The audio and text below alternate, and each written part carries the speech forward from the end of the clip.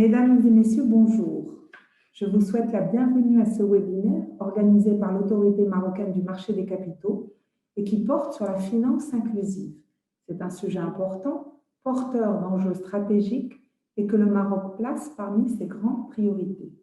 En effet, une stratégie nationale d'inclusion financière a été mise en place en 2018 et à laquelle l'Autorité marocaine du marché des capitaux prend part, aux côtés du ministère de l'économie, des finances et de la réforme de l'administration, Banque Maghreb et d'autres acteurs publics et privés. Sous l'impulsion des autorités marocaines, un chantier d'envergure mobilise aujourd'hui les acteurs de l'écosystème pour identifier et lever les obstacles à l'inclusion financière et offrir aux différents segments de la population des solutions innovantes et adaptées, et ce pour améliorer leur capacité financière et faciliter l'accès à un plus grand choix d'instruments. Si la crise sanitaire que nous traversons est venue rappeler l'importance stratégique de ce sujet de société, elle a également révélé encore plus nettement les opportunités que peut offrir la finance numérique dans plusieurs domaines, comme le paiement mobile ou le crowdfunding. Par ce webinaire, nous souhaitons contribuer à la réflexion sur le concept d'inclusion financière et ses différentes facettes à travers un regard croisé par nos intervenants d'aujourd'hui, issus du milieu académique et scientifique. Cet événement s'inscrit dans la semaine de la World Investor Week, qui enregistre cette année sa 4e édition. La World Investor Week est une campagne internationale initiée par l'Organisation internationale des commissions de valeur, OICV, pour la promotion de l'éducation financière du grand public. Elle est célébrée chaque année durant les mois d'octobre et novembre et mobilise plus de 90 régulateurs des marchés financiers à travers la planète en faveur de l'éducation financière des épargnants. Pour la 4e année consécutive donc, l'Autorité marocaine du marché des capitaux prend part à cet événement à travers des contributions diverses. Destinées principalement au grand public, ces activités ont pour but de contribuer au renforcement de la culture financière des citoyens pour les aider à gérer leur épargne et à accéder au financement via les marchés financiers. En ligne avec ces missions, dont l'éducation financière fait partie, l'Autorité marocaine du marché des capitaux contribue ainsi à une meilleure connaissance des marchés, des produits et des risques financiers. Pour l'édition de cette année, nous avons élaboré un programme varié, axé en grande partie sur des outils digitaux. Je citerai le lancement récent d'une application mobile d'éducation financière, l'organisation de webinaires et la diffusion de capsules pédagogiques. Je voudrais également souligner que le présent webinaire est une contribution des membres du Conseil scientifique de la MNC. Le Conseil d'autorité marocaine du marché des capitaux, qui a été institué en 2019, est animé par des professeurs et des chercheurs de renom. Ce conseil scientifique a pour vocation principale d'accompagner la MMC dans la réflexion sur les sujets en lien avec les marchés financiers et la régulation, et ce, avec un regard académique et scientifique. Les membres du conseil scientifique sont, par ordre alphabétique, Madame Raja Aboulaïch, professeure à l'école Mohammedia d'ingénieurs, Université Mohammed V de Rabat, experte en mathématiques appliquées, gestion des risques, ingénierie financière et finances participatives. Monsieur Christian de Boissieu, professeur émérite à l'Université Paris 1, ancien président du Conseil d'analyse économique, ancien membre du Collège de l'AMF France, expert en question monétaire, réglementation bancaire et financière. Monsieur Karim Beinaoui, économiste, président de Think Tank Policy Center for the New South, doyen de la faculté de gouvernance, sciences économiques et sociales de l'Université Mohammed VI Polytechnique et conseiller du PDG d'OCP Group. Madame Najat Mkawi de Freitas, enseignante-chercheur à l'Université Paris-Dauphine, membre du conseil d'administration de Banque Maghreb, experte en gestion des risques, comportement d'accumulation financière et politique d'investissement des investisseurs institutionnels. Madame Eliette Gaiman, professeure de mathématiques financières à l'Université de Birkbeck, Londres, et à l'Université Johns Hopkins, Washington, expert dans les domaines de futures, options et matières premières. Monsieur Souleymane Kachani, vice-recteur et professeur à l'Université de Columbia, New York, expert en ingénierie financière, big data, finance d'entreprise et économie industrielle. Monsieur Kachani co-préside ce conseil scientifique avec moi. Enfin, monsieur Issouf Soumaré, professeur titulaire et directeur du laboratoire d'ingénierie financière à l'Université Laval au Québec, expert en finance, ingénierie financière, gestion des risques et finances internationales. Prennent part à ce panel d'aujourd'hui les professeurs Raja Aboulaïch, Najat Mkawi et Issouf Soumaré. Le panel sera modéré par le professeur Christian de Boissieu. Je tiens à les remercier tous pour leur contribution et sans plus tarder, je cède la parole à Christian de Boissieu. Merci à tous. Madame la Présidente, chers amis, je voudrais remercier tout d'abord les services de l'Autorité marocaine des marchés de capitaux pour avoir organisé cette table ronde par les nouveaux moyens technologiques. Je remercie les panélistes, mes collègues du Conseil scientifique, et puis je remercie d'avance tous ceux qui vont, en quelque sorte, nous entendre, nous écouter, participer à ce débat. Aujourd'hui, nous allons parler de l'inclusion financière, qui est évidemment le contraire de l'exclusion financière. Tous les pays ont comme objectif d'avoir une croissance plus inclusive, qui intègre le maximum de gens, qui laisse le moins de gens possible au bord de la route.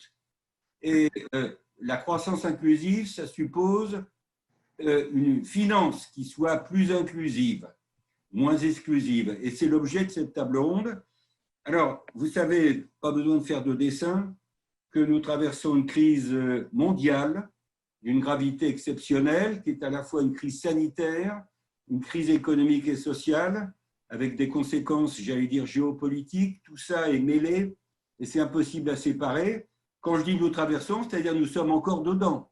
Et personne ne sait quand est-ce que nous allons sortir de ces difficultés exceptionnelles, j'allais dire extraordinaires, au sens de qui sortent de l'ordinaire. Dans ce contexte, ce qui a été montré par les récentes études, et ce que je vais dire s'applique au plan mondial et pas uniquement au Maroc ou à tel ou tel pays européen, c'est que cette crise sanitaire et économique a eu 3 conséquences très importantes dans le domaine social. Premièrement, la montée du chômage, le chômage étant aussi un facteur d'exclusion très important.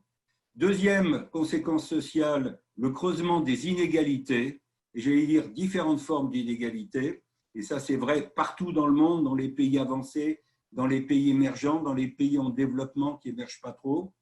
Et puis, troisième conséquence, augmentation de la pauvreté.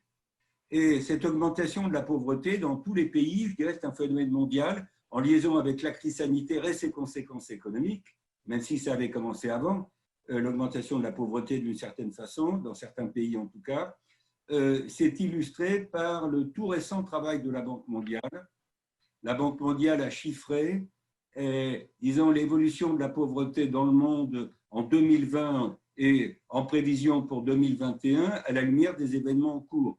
Et je dois dire que ces nouvelles ne sont pas rassurantes parce qu'effectivement, il y a creusement de la pauvreté. Alors, nous allons parler de tous ces sujets et puis de beaucoup d'autres à l'occasion de cette table ronde sur l'inclusion financière, comment améliorer l'inclusion financière dans nos économies, dans nos pays. On va parler du Maroc, on ne va pas parler que du Maroc. Je vais donner la parole à mes 3 collègues du Conseil scientifique qui ont été présentés par la présidente de l'autorité marocaine. On va commencer par Najat, ensuite Raja, puis Issouf. Je demande à chacune et chacun de faire une intervention maximum de 12 minutes. Vous allez les faire successivement et j'ouvrirai le débat avec vous une fois que Issouf aura terminé sa présentation, donc à la fin. Voilà, comme ça, je vous poserai 1 ou 2 questions à chacune et chacun d'entre vous. Merci encore d'être avec nous. Najat, je vous passe la parole pour maximum 12 minutes et merci d'être là. Merci, merci Monsieur le Président. Je tiens également à remercier la MMC pour l'organisation de ce webinaire. Donc, je vais partager mes slides. Écoutez, moi, je suis ravie de participer à ce webinaire sur l'inclusion financière. Donc, je vais commencer par quelques constats voilà, sur l'inclusion financière un peu partout dans le monde. Donc, l'inclusion financière, comme vous l'avez bien rappelé, cher Christian, est une des préoccupations majeures aujourd'hui, un peu partout dans le monde, hein, que ce soit au sein des pays développés, émergents ou en développement. Les dernières statistiques de la Banque mondiale pour l'année 2017 recensent 1,7 milliard d'individus et 200 millions d'entreprises qui n'ont pas accès aux services financiers. Alors, quand on parle d'inclusion financière, eh bien, on se réfère à ces trois piliers que sont l'accessibilité, la disponibilité et l'utilisation pour les individus et les entreprises de produits et de services financiers qui soient adaptés à leurs besoins. Alors, sur le plan mondial, lorsque les taux d'inclusion financière sont calculés à partir de ces trois critères d'accessibilité, disponibilité et d'utilisation, eh bien, nous observons que la région Maghreb et Moyen-Orient est l'une des régions pour lesquelles les taux d'inclusion financière sont les plus faibles. Alors, l'exclusion financière est associée à la pauvreté, comme vous l'avez indiqué, à la pauvreté, au chômage et aux inégalités.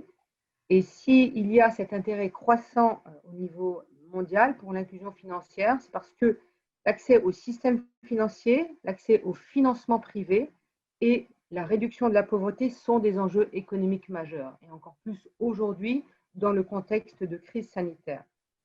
Donc, l'exclusion financière est souvent associée à la pauvreté, au chômage, aux inégalités et touche principalement les ménages les plus vulnérables, les micro-entreprises et les petites et moyennes entreprises.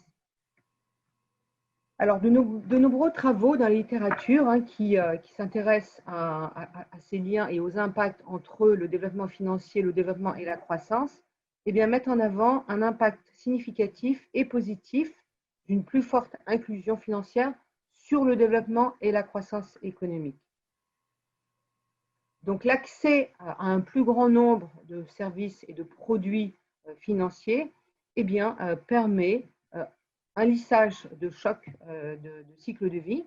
Donc là, on peut penser à un certain nombre de chocs que peuvent rencontrer les ménages durant le cycle de vie. Donc, ça peut être des chocs de baisse de revenus, des chocs de maladie, donc perte de revenus, maladie par exemple.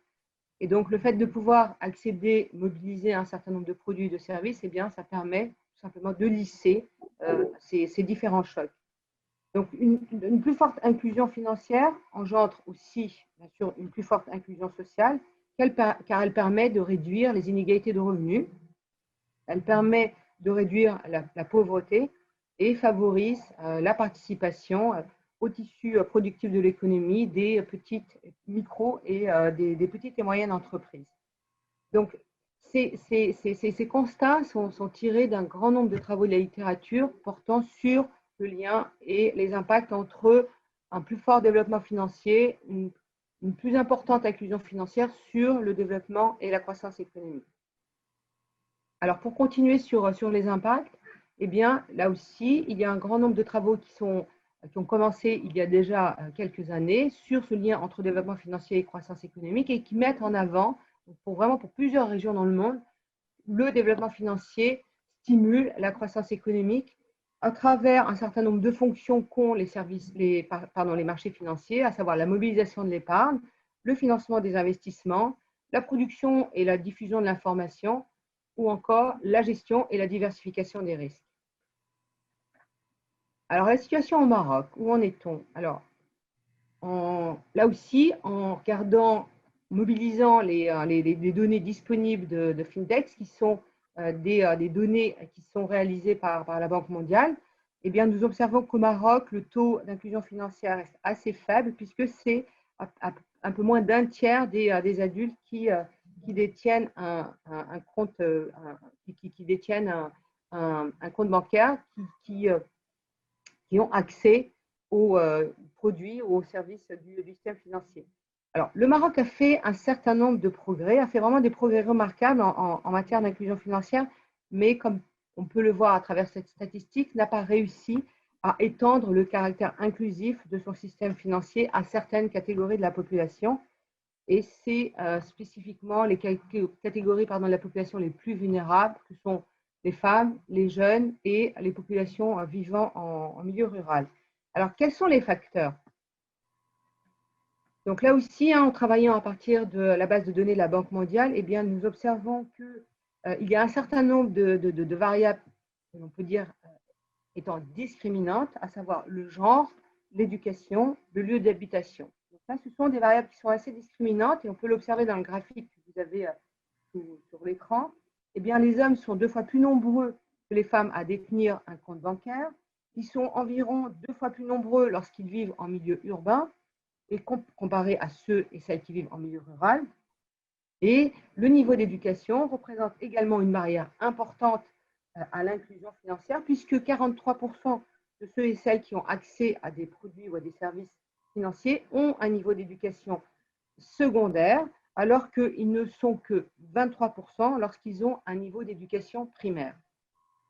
Alors, lorsqu'on s'intéresse cette fois-ci aux motifs, eh bien, ce qu'il apparaît, c'est que plus de 50% des individus enquêtés indiquent le manque de ressources financières et près de 10% indiquent des raisons de coûts, des coûts d'accès aux différents produits ou aux services financiers, mais également un manque d'information, voire un manque de confiance.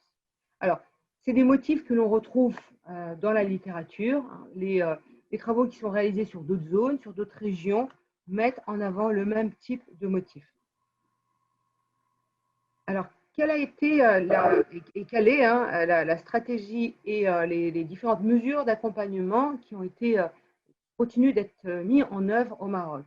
Alors, le gouvernement et de nombreuses institutions, à la fois publiques et privées, ont été très actives durant ces dernières années et continuent d'être actives pour accroître l'inclusion financière et favorise donc une approche qui est globale et une approche également qui est multi-cible, qui touche les plus vulnérables, donc les jeunes, les femmes et les individus, familles qui vivent en milieu rural.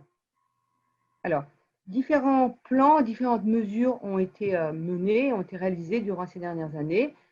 Donc, depuis 2007, la Banque centrale, la Banque El Maghreb, est engagée dans la promotion de l'inclusion financière pour un plus grand accès pour les ménages et les entreprises de services financiers de qualité. Donc, il y a eu un certain nombre de mesures qui ont été mises en œuvre. Donc, un plan stratégique qui a été élaboré pour la période 2013-2015, et donc qui porte sur la promotion de l'inclusion financière, et donc avec un accès à la population, à une large gamme de services et de produits financiers, des produits et des services qui soient bien sûr adaptés à leurs besoins.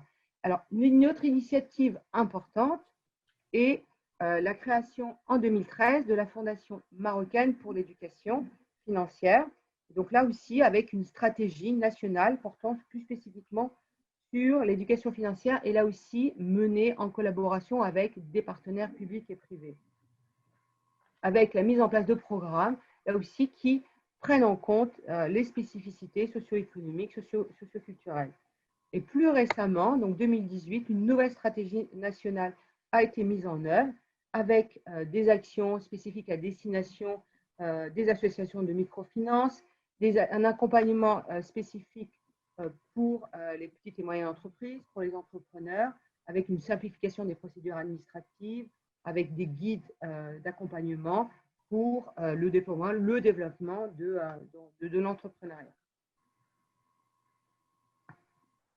Il faut conclure. Oui, c'est ça. C'est qu'au fur et à mesure, je regarde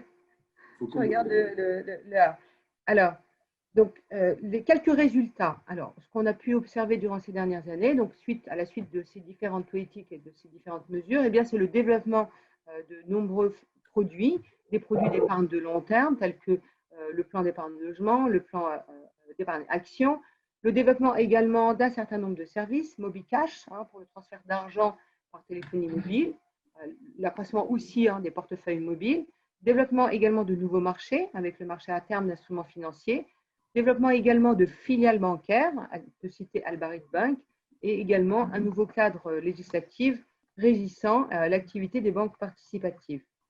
Alors, je conclus. Donc, ce qu'on a pu observer durant ces dernières années, c'est des progrès considérables pour favoriser l'inclusion financière. L'inclusion financière est primordiale, puisque favoriser l'inclusion financière, eh bien, c'est renforcer à la fois la stabilité économique et sociale et favoriser le développement économique. Alors, il y a un certain nombre de facteurs, de dispositions qui permettent de favoriser cette inclusion financière, que sont la digitalisation, le mobile banking et également le déploiement, le développement de la finance participative. Je vous remercie. Merci beaucoup, Najat. On va embrayer, comme je vous l'ai dit, tout de suite sur la deuxième présentation avec Raja. Et Raja, je sais que vous allez mettre l'accent sur justement des points qui sont dans la conclusion de la présentation de Najat. Vous allez nous parler beaucoup, pas que de ça, mais des fintech, des nouvelles technologies, des nouvelles formes de financement en liaison avec ce débat sur l'inclusion. À vous, Raja. Et merci d'être là. Merci encore d'être là. Je dis ça à chacun de vous trois. OK, pour ma part, je remercie aussi l'autorité marocaine des marchés des capitaux d'avoir organisé ce webinaire et de nous donner l'occasion de parler de l'inclusion financière, sujet dont l'importance, mes collègues en ont déjà parlé.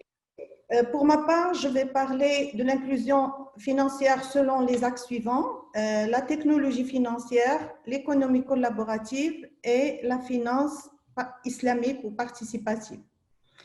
Il est clair qu'on assiste à un grand essor de la technologie financière grâce au grand développement du numérique. L'utilisation des systèmes d'information, des données numériques et de la blockchain ont bien boosté le e-banking, l'électronic banking et le mobile money. Cette accélération a aussi accéléré l'inclusion financière et ce, grâce à la réduction des coûts, la rapidité, la sécurité et la transparence des transactions. Effectivement, plusieurs produits plus adaptés aux besoins des populations à revenus très faibles ou irréguliers sont disponibles grâce à la technologie financière. Il y a aussi une bonne croissance de la bancarisation à l'échelle mondiale. En 2017, justement, d'après la base de données de Global Findex, 69% des adultes ont un compte auprès d'une banque ou d'un service de mobile money, contre 51% en 2011. Par ailleurs, un grand nombre de ces utilisateurs utilisent leur compte pour des opérations électroniques.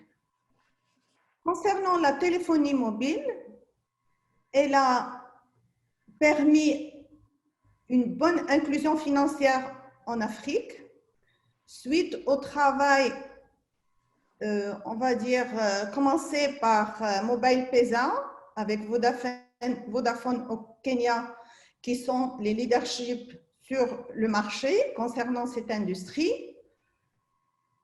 Le développement et l'expansion de ce type de finance n'a pas arrêté et continue à inclure des populations parmi les plus démunies. Le 1/5 de la population en Afrique a un compte d'argent mobile. Ce moyen a aussi donné la possibilité aux plus démunis d'accéder à des services financiers numériques assez sophistiqués, comme les prêts et l'assurance.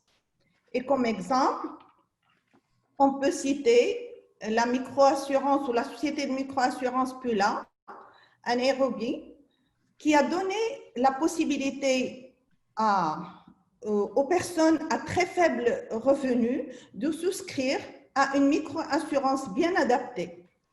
L'utilisation de l'intelligence artificielle et des données numériques ont permis une bonne estimation de risque, ont permis la conception de modèles innovants utilisant les conditions météorologiques, les rendements, pour estimer l'indemnisation qui se fait actuellement par simple SMS sans avoir besoin de prestataires locaux.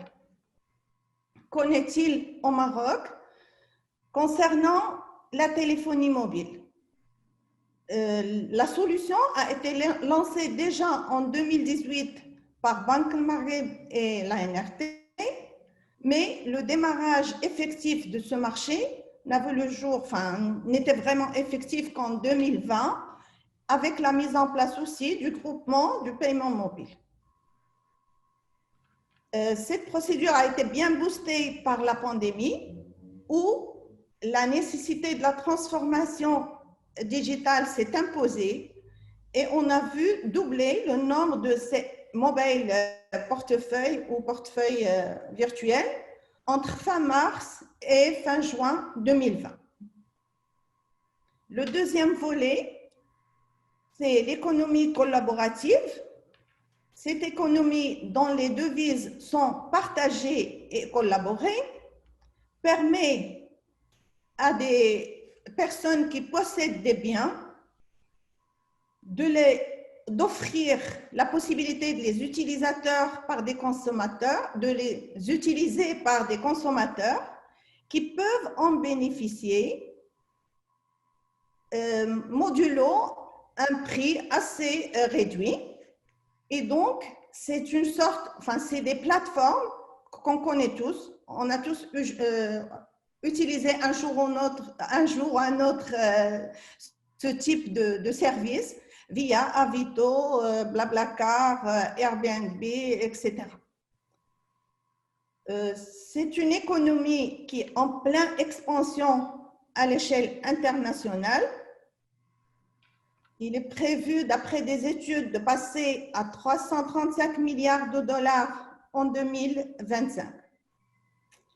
Alors, je vais plutôt parler de crowdfunding comme finance collaborative, qui se fait aussi, ce qui est une forme de finance collaborative.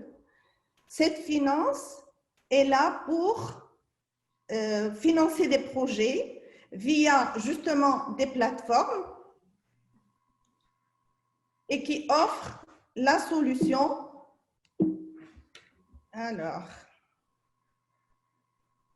Et qui offre la solution de collecter des fonds via des plateformes digitales mettant en relation investisseurs et porteurs de projets.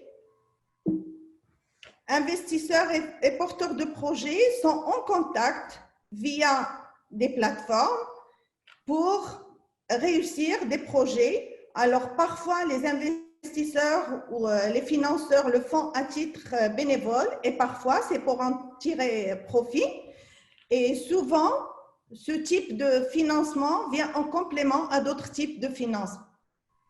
Alors, qu'en est-il au Maroc par rapport à ce type de financement? Le Maroc n'a pas encore de cadre tout à fait légal pour ce type de financement. La réglementation est en cours. Par contre, le financement collaboratif au Maroc passe via les associations assez développées au Maroc. Je cite à titre d'exemple le village de Tizi Ouzcheg, qui est un exemple de réussite de cette finance collaborative et qui a permis de monter un village de tourisme rural grâce à l'association de Tizi Ouzcheg, qui a permis aussi la réalisation de plusieurs projets pour combattre l'analphabétisme, la pauvreté et la désertification. Le dernier volet de ma présentation, c'est la finance participative, qui est par définition une finance responsable, dont l'un des objectifs est l'inclusion. Effectivement, on donne l'occasion à des personnes qui refusaient de souscrire à un compte vu leurs principes religieux ou éthiques dans les banques classiques et qui représentent une bonne partie de la population non bancarisée. Ces institutions offrent aussi des modes de financement intéressants pour l'inclusion des jeunes, tout en partageant avec les porteurs de projets les risques et les profits. Je cite à titre d'exemples Selam, Mudaraba, Musharaka, Istisna, etc., qui sont très attrayants et qui permettent des financements adéquats pour des porteurs de projets qui sont assez jeunes ou qui ont besoin d'accompagnement. La microfinance islamique et le microcrédit islamique ont bien réussi dans plusieurs pays via le Qard al-Hassan, via le Musharaka dégressif, le Waqf, etc. Par exemple, en Indonésie, au Bangladesh et au Soudan, ça a permis la réalisation de pas mal de projets. Alors, qu'en est-il au Maroc? Au Maroc, la finance participative est très jeune. Les banques ont commencé par le mode de financement le plus simple, le plus demandé par les clients, tel que le Morabaha. Mais les produits de financement sont vraiment à l'état embryonnaire. Je cite l'exemple Akhdar Bank pour avoir assisté à une journée de travail. Avec eux, ils sont en train de travailler sur les produits de type Selam, sollicités par les agriculteurs, les Stisna, très appréciés aussi par les industriels, avec en plus la possibilité d'accompagnement comme modèle novateur. Mais la réglementation reste encore en retard si elle n'est pas chariatique, elle est comptable, elle est fiscale, elle est juridique. Et bon, c'est en cours. Il faudrait conclure, Raja. Il faut conclure. Oui, c'est exactement ce que je vais faire. Bravo. Donc, quelques exemples de contrats ou de concepts qui sont actuellement proposés dans le laboratoire d'ingénierie financière islamique au sein de l'EMI et sur lesquels travaillent de jeunes docteurs ou doctorants. Pas mal de concepts et pas mal de produits. Je n'ai pas le temps de tout citer, de parler de tous les axes de recherche au sein de ce laboratoire, mais je vous donnerai le lien pour les personnes intéressées, quelques références aussi de travaux réalisés par les membres du laboratoire autour de la thématique d'ingénierie financière. Et voilà, merci pour votre attention. Merci beaucoup, Raja. Jusqu'à présent, vos deux présentations, celle de Najat et la vôtre, ont été, j'ai dire, très complémentaires et donnent déjà une bonne vision de la problématique et des informations précieuses sur le Maroc. On va terminer ces présentations liminaires avec notre ami Issouf. Donc, 12 minutes maximum, je l'ai bien comprise. À vous, et merci d'être avec nous, Issouf. D'accord, ok, parfait. Merci beaucoup, Monsieur le Président des Sciences. On n'entend pas très bien, plus fort. C'est ça, merci beaucoup, en fait, là, pour cette introduction. Est-ce que vous voyez d'abord mes slides? Oui, on les voit. Oui, ok, parfait. D'abord, avant de débuter, j'aimerais moi aussi remercier l'autorité marocaine du marché des capitaux pour l'opportunité qu'elle me donne de faire cette présentation. Et donc, ma présentation va porter aussi sur l'inclusion financière, mais je vais la prendre dans une perspective beaucoup plus large. Okay? D'abord, je vais commencer par revenir sur la définition même de l'inclusion financière, parce que je pense qu'elle est capitale. D'abord, je prends cette définition qui est empruntée de la Banque mondiale, qui dit que l'inclusion financière, ça définit la possibilité pour les individus et les entreprises d'accéder à moindre coût à toute une gamme de produits et services financiers qui sont utiles, adaptés à leurs besoins et proposés par des prestataires fiables et responsables. C'est important que je revienne sur cette définition. Les endroits que j'ai mis en français, en gras, c'est fait exprès.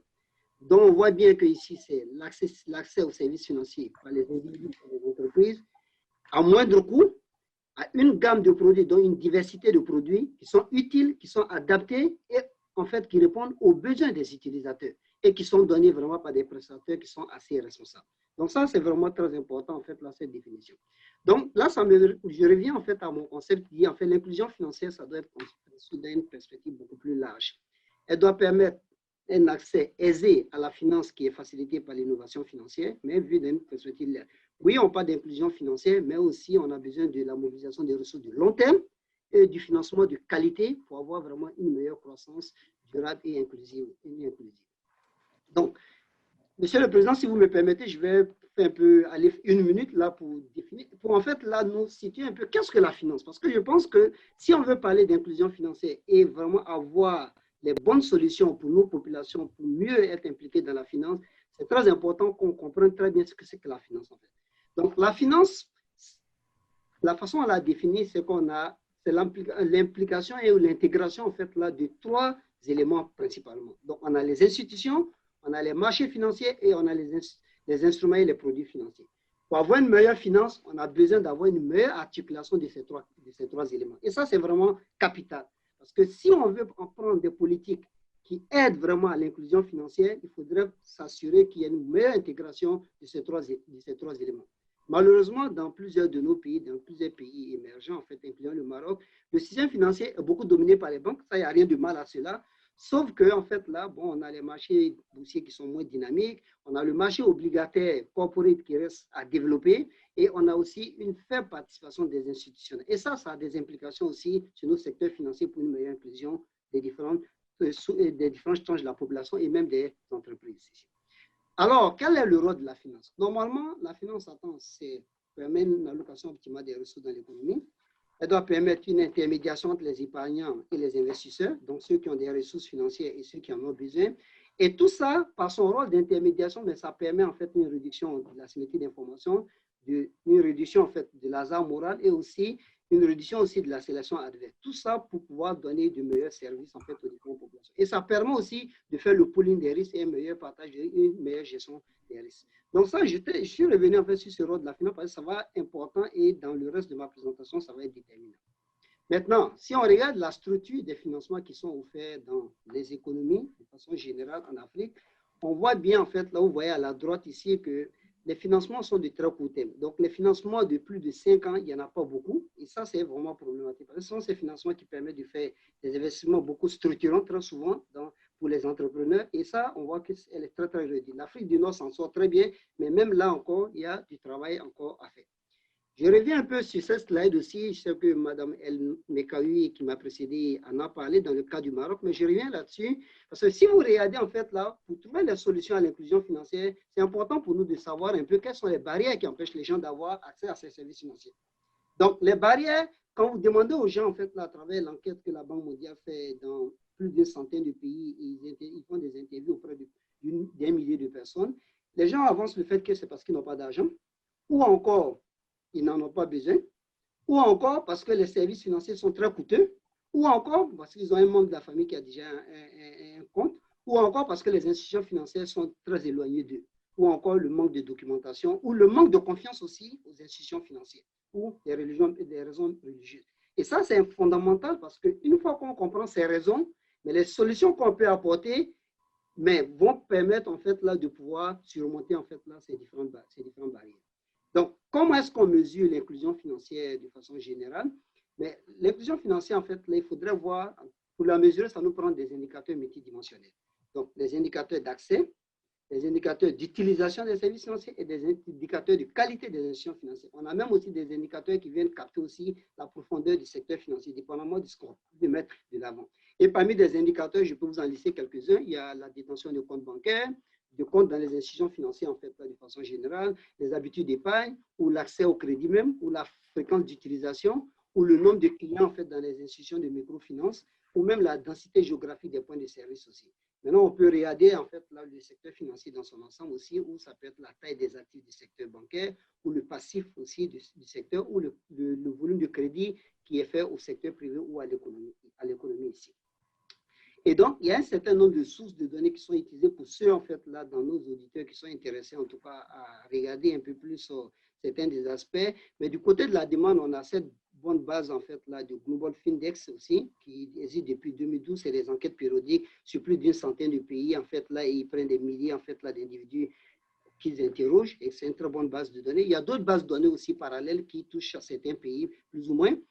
Du côté de l'offre aussi, on a les bases de données en fait, là, du Fonds monétaire international. Il y a la base de données aussi du GSMA qui porte beaucoup plutôt sur l'utilisation de la téléphonie mobile. Et aussi, on a des bases de données en fait, de la Banque mondiale qui portent sur les paiements de façon globale. Et aussi la base de données du Mix Data qui est vraiment porte sur la microfinance. Donc, c'est des institutions de microfinance qui déversent en fait, là, leurs états financiers. Là. D'autres sources de données aussi qui existent aussi en fait au niveau de la Banque mondiale, au niveau des FMI, comme par exemple on a le World Bank Enterprise Survey pour tout ce qui veut, ceux qui veulent voir des enquêtes par exemple par rapport aux entreprises. Donc ça peut être intéressant de voir un peu certaines contraintes auxquelles font face les entreprises. En bas en fait là ici, il y a les données payées aussi, qui ne sont pas nécessairement des données publiquement accessibles à tout le monde, mais qui viennent par exemple des banques centrales ou même des enquêtes ménages qui sont faites par les instituts de la statistique des différents pays, qui peuvent être de très bonnes sources en fait là de données pour faire vraiment des analyses au niveau de l'inclusion financière aussi. Et bien évidemment, il y a des données aussi privées aussi. Tout ça, après avoir parlé de l'inclusion financière, de la définition de l'inclusion financière et comment on la mesure et les sources de données, je vais maintenant parler en fait là de l'innovation parce que c'est sûr qu'on ne peut pas parler de l'inclusion financière sans faire allusion à l'innovation financière et même cette révolution fintech dont en fait là, Mme Aboulech vient juste de parler. Quand on regarde les innovations financières, parce que c'est ces innovations financières qui vont nous aider vraiment à pouvoir inclure le maximum de personnes justement dans l'utilisation des services financiers. On a bien évidemment les fintech à travers la digitalisation et autres, donc ça je vais y revenir tout à l'heure. J'ai parlé en fait là de solutions innovantes qui nous permettent d'avoir du financement de long terme. On a les sources de sociofinancement ou le financement participatif, je ne vais pas le répéter parce que Mme Aboulech a quand même fait un bon contour là-dessus. La finance islamique aussi, elle a abordé.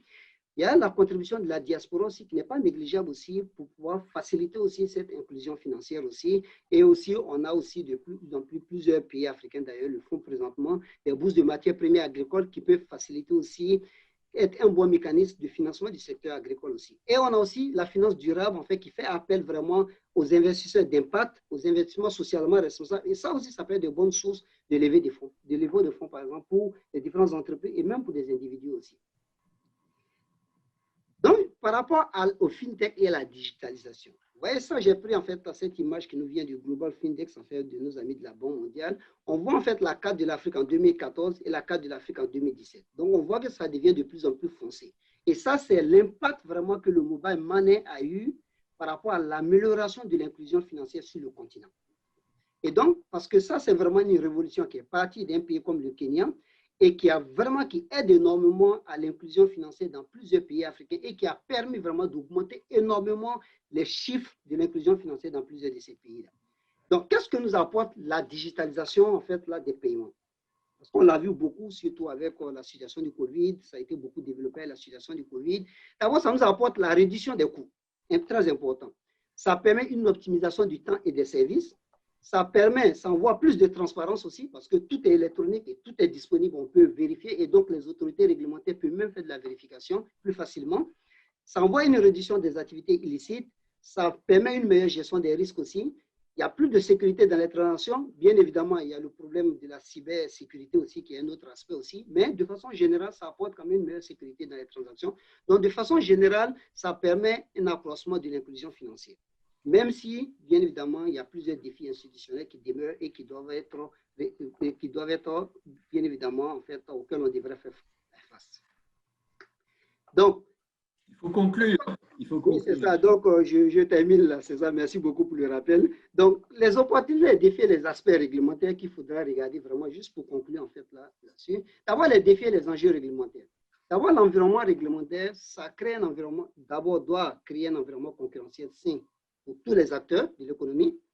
Ça doit créer un environnement réglementaire qui est favorable à l'innovation, tout en ayant des mécanismes appropriés, bien évidemment, pour protéger le consommateur. Donc, on parle de favoriser l'émergence d'un écosystème digital, ici, avoir en fait aussi en place des programmes d'éducation publique, des programmes publics d'éducation en fait en littératie financière, et de maintenir aussi la confiance en fait là des utilisateurs dans le système. La technologie et la réglementation qui permettent vraiment de maintenir cette confiance là, et aussi un autre élément aussi qui est important aussi, je pense qu'il faut faire très attention, c'est vraiment tout l'aspect de la taxation de ces services-là. Parce qu'il y a certains pays qui ont commencé à avoir l'envie de taxer beaucoup plus tous ces flux de transactions. Il faudra faire très attention pour ne pas créer un effet pervers qui est qu'en fait, on voulait avoir une meilleure inclusion financière maintenant en mettant beaucoup plus d'impôts là-dessus, mais ça a l'effet plutôt, en fait, là, plutôt contraire en fait, là, à ce qu'on voudrait avoir.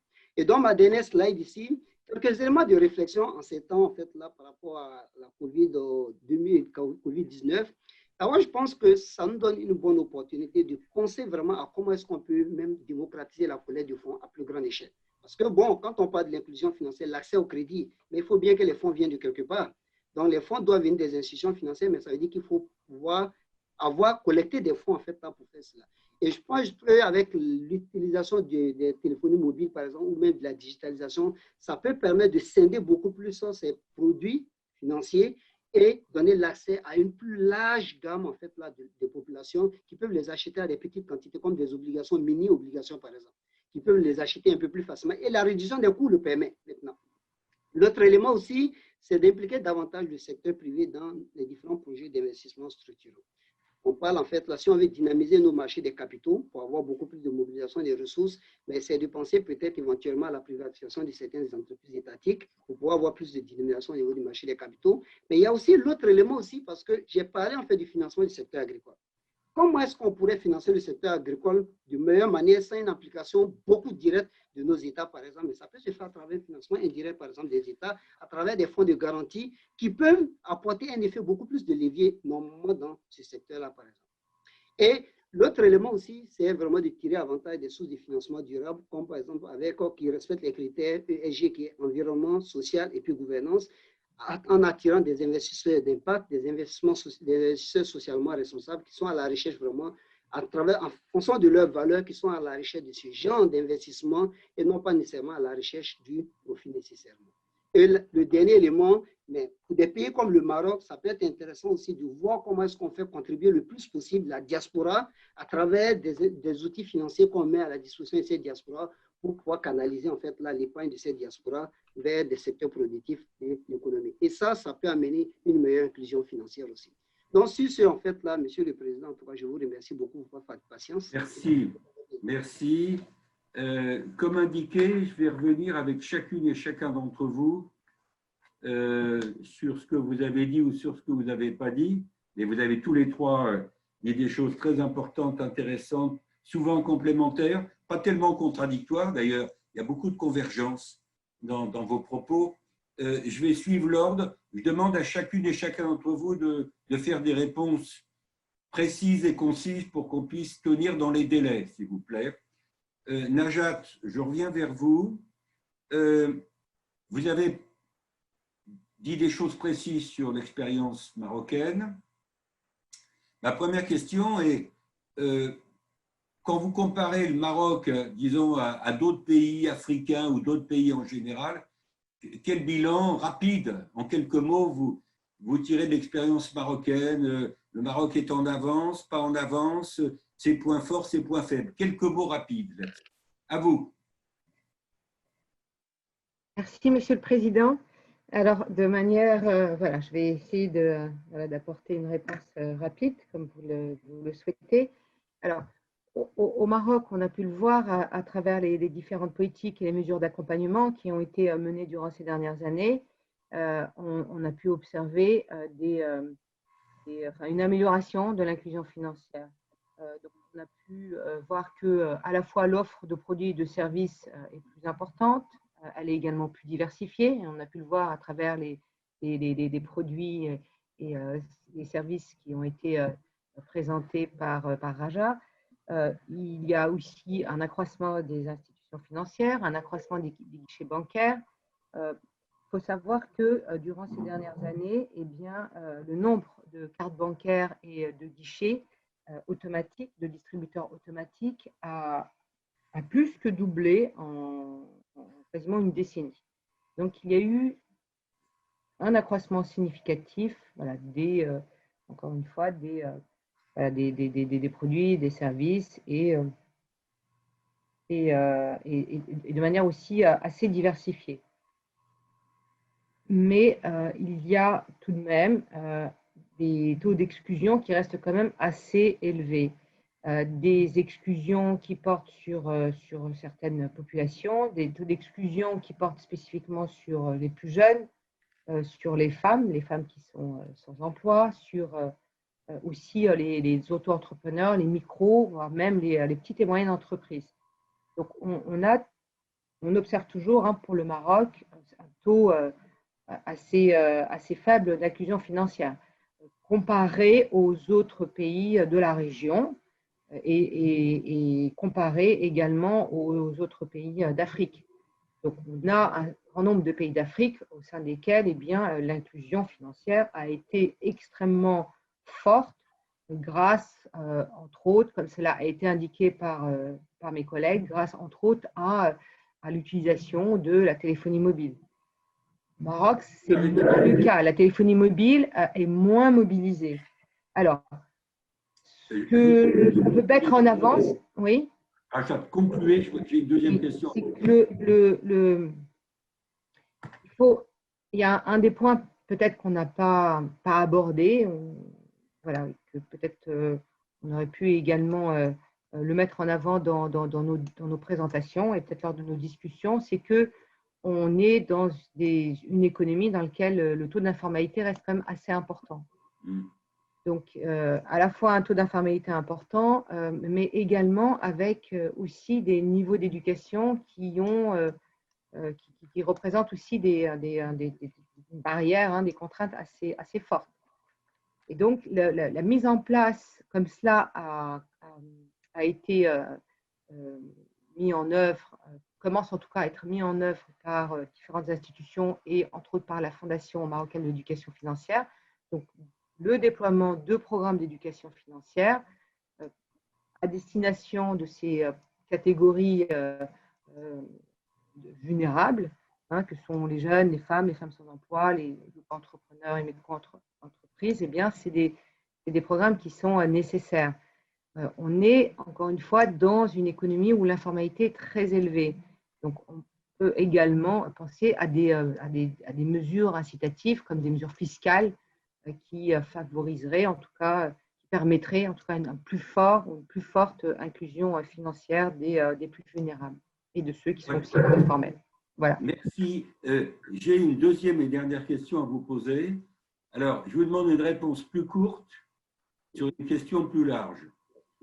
Quand je suis embêtant, je sais que vous vous intéressez pas mal au lien entre le numérique et la crise.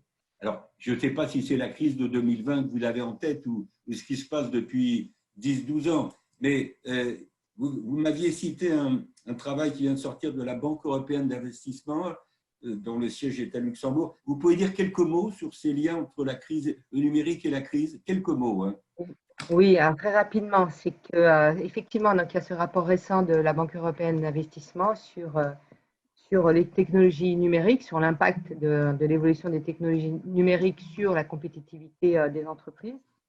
Et ce qui est mis en avant, ce qui est observé, c'est que les technologies numériques ont un rôle extrêmement important et ont eu un rôle extrêmement important durant la crise sanitaire et vont continuer d'avoir un rôle extrêmement important puisqu'elles ont permis de maintenir un grand nombre d'activités, de soutenir également les populations les plus touchées, de soutenir les populations les plus vulnérables. Et la crise sanitaire, comme on a pu l'observer précédemment avec d'autres crises, hein, ce sont aussi des périodes dans lesquelles on observe aussi un boom en termes d'innovation. Et ce qu'on observe aujourd'hui, c'est qu'avec cette crise sanitaire, on va vers la mobilisation, l'utilisation de technologies numériques et peut-être aussi innover dans la technologie numérique. Et que les entreprises qui s'adaptent, plus rapidement à ces transformations numériques, ce sont les entreprises qui sont amenées aussi à être les plus compétitives. Merci beaucoup. Je passe. Merci Najat. Raja, je reviens vers vous pour également deux ou trois, ça dépendra du temps. Raja, je me tourne vers vous. Vous avez fait référence au laboratoire, je ne sais pas s'il faut dire IFE, IF, je ne sais pas comment vous prononcez. Est-ce que vous pouvez nous dire quelques mots sur… Vous avez cité des travaux nombreux. Sans revenir dans le détail des travaux, vous pouvez parler de ce laboratoire dans lequel vous exercez une partie de vos activités? Oui, merci. Donc, effectivement, ce laboratoire a été créé à l'initiative de quelques professeurs qui n'ont, on va dire, en réalité, au départ, rien à voir avec l'économie et la finance, sauf que On est dans une école d'ingénieurs qui s'intéresse à la formation d'ingénieurs et entre autres ingénieurs de modélisation qui peuvent exercer dans un milieu professionnel tel que les banques ou les institutions financières. Et on remarque un grand manque sur ce volet-là concernant le volet, on va dire, formation par la recherche en ingénierie financière.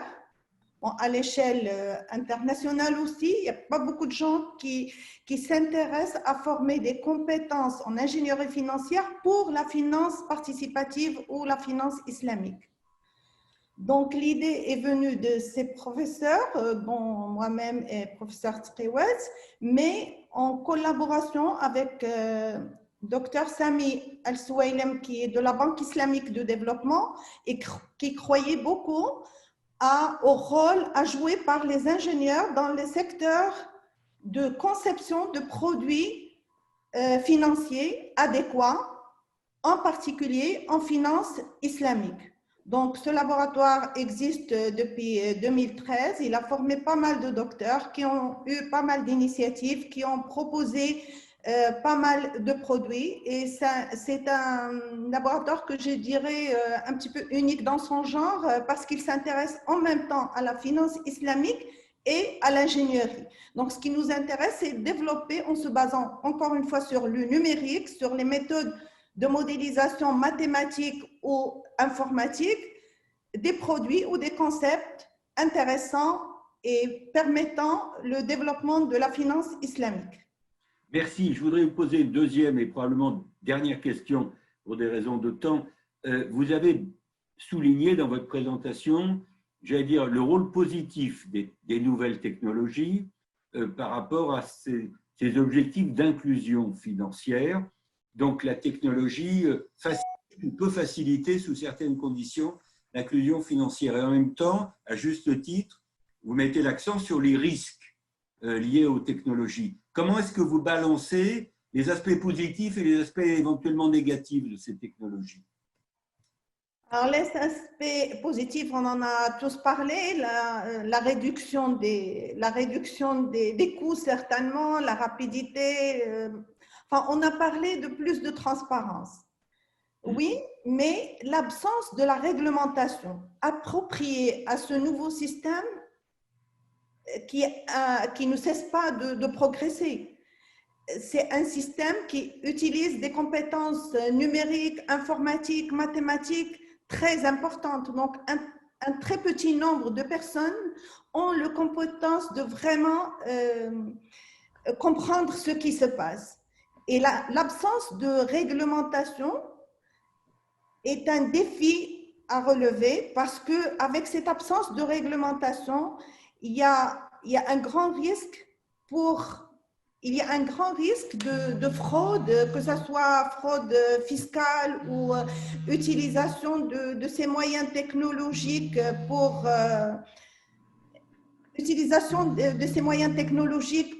blanchiment d'argent, pour plein de choses qui sont en fait illicites.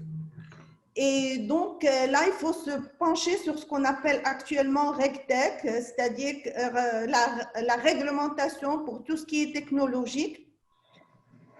Il y a aussi quelque chose qui bloque, on va dire, un petit peu le développement de ce secteur, qui est aussi, c'est un frein au développement de ce secteur, c'est la réticence au changement par les acteurs du secteur financier classique.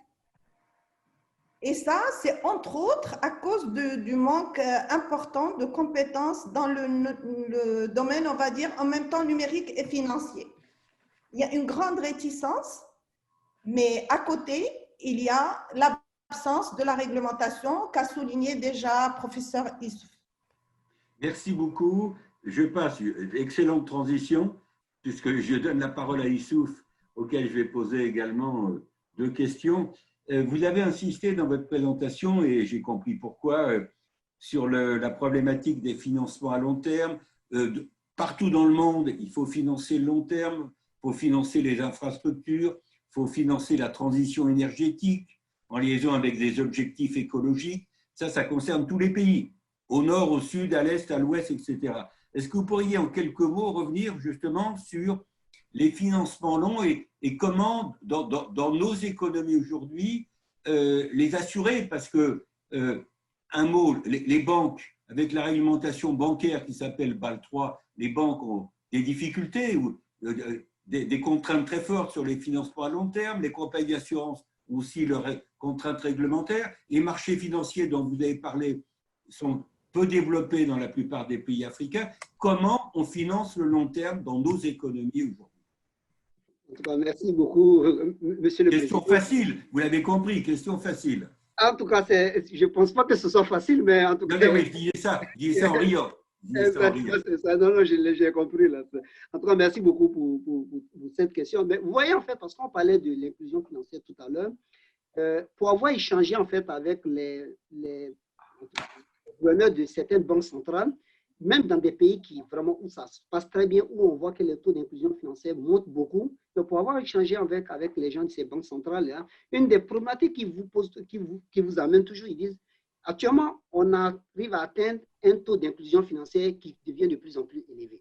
La problématique pour nous, c'est de voir comment est-ce que ces mêmes populations qui ont accès à ces financements puissent avoir du financement de plus long terme qui leur permet d'entreprendre des projets beaucoup plus structurants et pour du long terme et autres. Et ça devient vraiment un enjeu pour beaucoup, en fait, là, beaucoup de nos pays. C'est pour ça que je disais, en fait, qu'il faut le voir dans une perspective plus large, mais en même temps, l'aspect vraiment de la qualité de ces financements qu'on reçoit. Maintenant, bon, je dirais, en fait, là, ces financements de long terme. Je vous prendrai l'exemple de quelques acteurs, quand même, qu'on pourrait soit les sensibiliser beaucoup plus à travers certaines éducations et avec ces acteurs-là, on peut arriver à mobiliser une certaine quantité de ressources de long terme. Je parlerai par exemple des fonds de pension. Vous voyez, en fait, là, pour avoir fait aussi des travaux avec plusieurs fonds de pension aussi sur le continent, mais les fonds de pension, vous regardez, la plupart de ces fonds de pension, les ressources ne sont pas mises à la disposition vraiment des marchés financiers, par exemple, dans nos différentes économies. Alors que là, les fonds de pension, par la nature même de leurs actifs et de leurs passifs, mais ils sont preneurs, en fait, pour ce type d'investissement de long terme. La même chose aussi pour les compagnies d'assurance. Vous avez, M. Desboissier, vous avez fait mention tout à l'heure, en fait, là, des compagnies d'assurance, par exemple. Mais les compagnies d'assurance vivent, par exemple, par la nature aussi même de leurs actifs et de leurs passifs, mais ont besoin aussi de ces instruments de long terme. Mais sauf qu'on voit que ces acteurs institutionnels ne participent pas beaucoup à l'animation de nos marchés des capitaux. Alors que là, quand on parle de l'inclusion financière, bien évidemment, je vois le côté de la demande, mais pour pouvoir servir la demande, il faut avoir aussi du côté de l'offre au niveau des banques, il faut qu'elles aient des ressources longues pour pouvoir le donner aussi. Et donc, je pense qu'en mobilisant des ressources auprès de ces acteurs-là, déjà, ça peut être une piste de solution déjà en fait à ce niveau-là. Maintenant, bon, il y a d'autres pistes de solution, mais comme vous voulez une réponse courte, je vais m'arrêter là.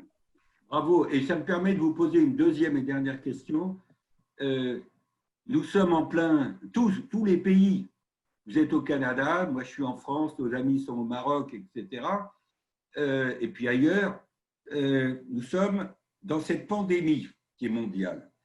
C'est pour ça qu'on l'appelle pandémie d'ailleurs. Est-ce que vous restez quand même quelque part optimiste sur la capacité de nos pays, avancés, pas avancés, en développement ou déjà émergents, la capacité de nos pays de relever dans les 2-3 ans qui viennent ce sujet, ce défi de l'inclusion financière, ou vous pensez que le Covid va retarder les choses? Mais en tout cas, merci beaucoup pour cette question. Mais je pense que le Covid, pour moi, c'est comme on le dit, hein, avec une crise vient aussi des opportunités. Et donc, quand on regarde la situation du Covid actuellement, je pense qu'en même temps, on voit aussi les opportunités qui se présentent avec le Covid, comme par exemple du développement, par exemple, de tout ce qui est l'économie numérique. Parlez plus fort. Ok, parfait, désolé. Donc, on voit par exemple là les opportunités qui viennent avec le développement de tout ce qui est économie numérique. Avec la digitalisation, par exemple, là, qui était dans plusieurs cartons et qui était en projet et qui était beaucoup accélérée dans plusieurs de nos économies. Donc, je pense qu'avec la COVID, oui, bon, malheureusement, avec ce qu'on vit comme crise, mais en même temps, on voit d'autres opportunités se développer.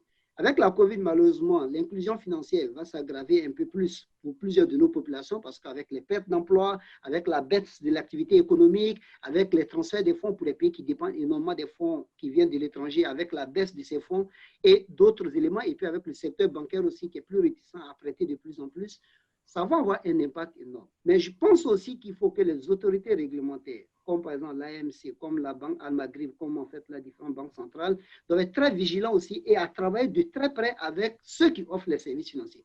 Parce que vous voyez, si vous prenez par exemple les banques classiques, présentement, après même la crise, les modèles d'analyse du risque de crédit des banques ne fonctionnent plus.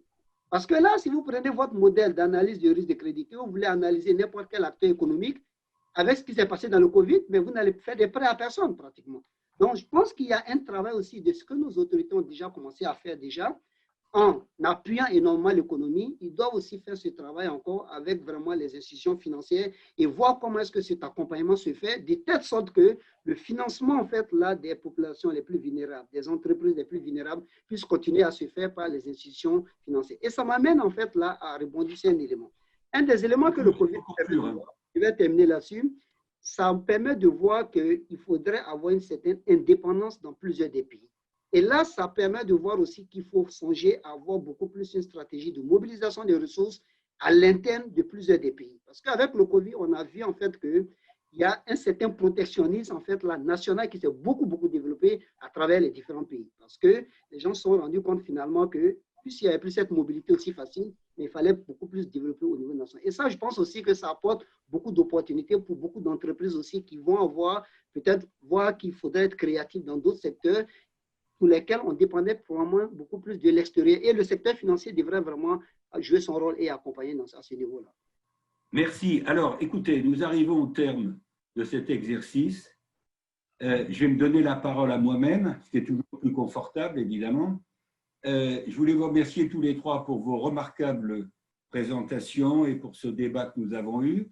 Je renouvelle à nouveau nos remerciements collectifs à l'égard de l'autorité marocaine des marchés de capitaux, de sa présidente, de tous les services ici présents qui ont contribué à monter cet exercice auquel nous avons participé.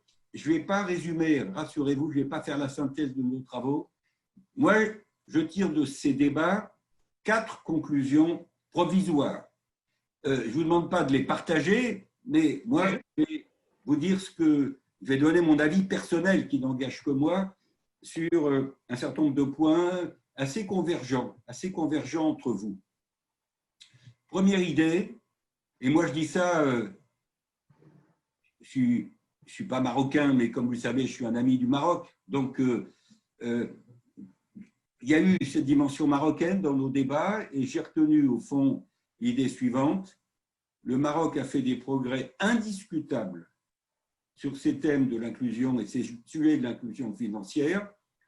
Il lui reste encore du pain sur la planche, mais ce que je dis là, c'est vrai de tous nos pays. Je pourrais dire la même chose pour mon pays, la France, on pourrait dire la même chose pour Issouf, le Canada, on pourrait, pour les États-Unis, sans parler des États-Unis, où les inégalités ont explosé et la pauvreté a également explosé depuis quelques années, en particulier avec la crise du Covid, etc. Donc, on a eu un débat intéressant, je trouve, sur la situation marocaine et un débat équilibré. Première remarque. Deuxième remarque, ou deuxième conclusion, la dimension technologique du sujet qui a été abordée dans pratiquement vos trois présentations. Ce que j'ai retenu de vos convergences, c'est que les technologies, évidemment, représentent un potentiel très intéressant pour aller vers plus d'inclusion, mais en même temps, je veux dire, il faut, j'allais dire, surveiller un peu tout ça. On parlait tout à l'heure de réglementation parce qu'il peut y avoir des débordements. Les réglementations peuvent être contournées par les nouvelles technologies. Les nouvelles technologies facilitent les comportements de contournement réglementaire. Donc, la technologie, oui, les technologies pour l'inclusion, oui, à condition, en quelque sorte, d'être peut-être bien, j'allais dire, contrôlée, surveillée, maîtrisée. La maîtrise des technologies me paraît un thème important.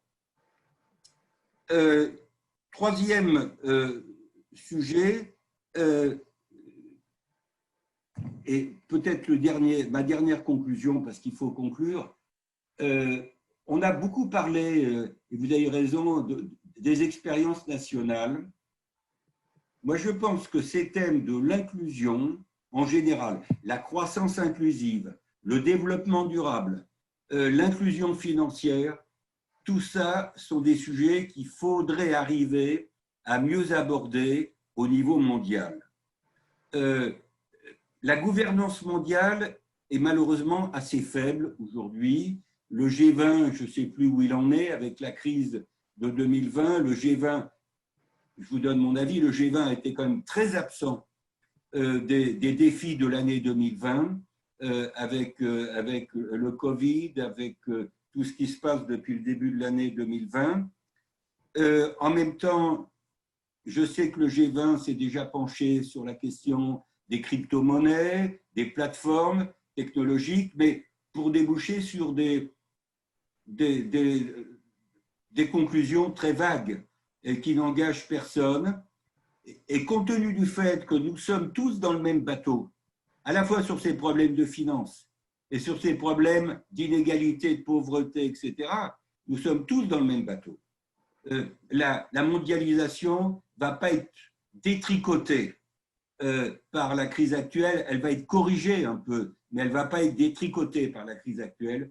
Moi, je pense que ces sujets d'inclusion générale, d'inclusion financière en particulier, sont tellement importants qu'il faudrait les mettre au centre de l'agenda international pour qu'on puisse partager nos expériences, pour qu'on puisse aborder pas mal de sujets en commun, partant de l'idée que l'échelon national est indispensable et que parfois, il faut mutualiser un certain nombre d'objectifs et un certain nombre de leviers. Voilà, en quelques mots, ce que j'ai retenu de tout ce que vous avez dit, qui était très important. Et merci à nouveau à l'autorité de nous avoir donné la chance de nous exprimer sur cette question fondamentale. Je dis à tous, à très bientôt, et ça serait intéressant que vous nous fassiez parvenir via l'autorité marocaine des marchés de capitaux vos réactions, vos envies de, j'allais dire, de compléter, de contester, de contredire ou d'approuver par rapport aux propos qui ont été tenus au cours de ce webinaire. Merci de votre attention.